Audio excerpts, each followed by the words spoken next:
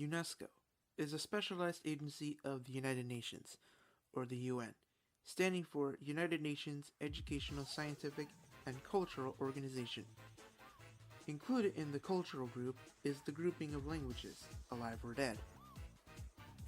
The International Congress of Linguists, the ICL, held a meeting in Canada where endangered languages was the main topic in 1992.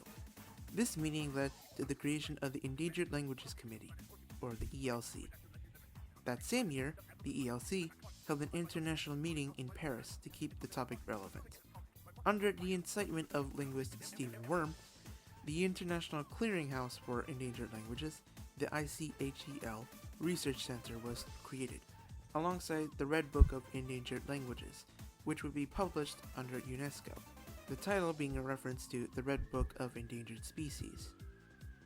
In 1993, there were initial reports on endangered languages, which were collected and submitted to UNESCO by regional experts, which helped in the creation of a website so regular updates would be available.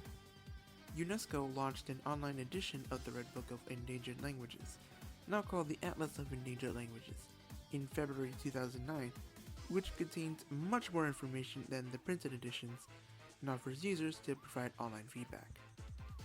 So what categories do we have? First off, the extinct languages. There are no more speakers.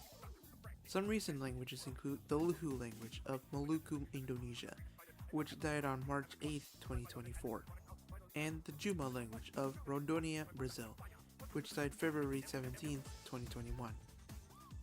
Next, the critically endangered group. The youngest speakers today are elderly and rarely speak the language. These include the Livonian language of Latvia with 250 speakers, and the Tsakonian language of Greece, which has around 2,000 to 4,000 speakers. There's the severely endangered group.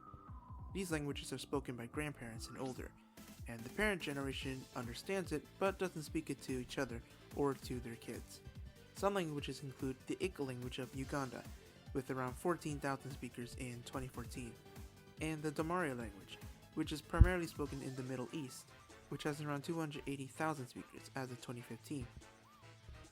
The definitely endangered group has languages where kids no longer learn that language as their first language at home. Some of these include the Biat language in India, with 35,000 speakers in 2021, and the Baroro language in Brazil, which had around 1,400 speakers in 2007. In the vulnerable language group, most kids speak the language in certain settings, primarily in family functions, at home, and so on.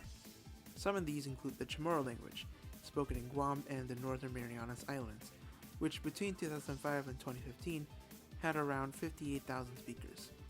And there's the Loyop language of Vanuatu, which in 2010 had 240 speakers. And of course, there's the Save or Not Endangered group. All generations speak the language and is taught in schools, for the most part. The Atlas excludes these languages.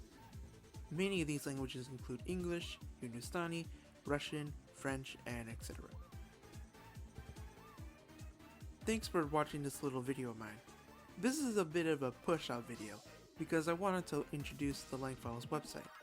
There's not much there, but I figured you all wanted to see it. I'll leave a link down in the description and you all can check it out. Anyway, thanks everyone for watching this little video. I'll see you in the next video. Until then, bye.